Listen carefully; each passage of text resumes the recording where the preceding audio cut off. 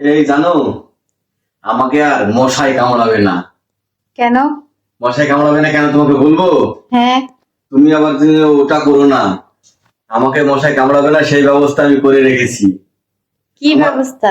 আমার মতো যারা বুদ্ধিমান, আমার মতো যারা চালাক, তারা এই কাজটা করবে এবং ওই কাজটা করলে তাদেরকে আর কোনোদিন মশাই কামড়াবে না।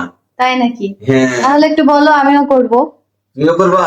হুম তাহলে বলি, হুম। তুমি কিছু মনে করো না কিন্তু। আচ্ছা, বলো।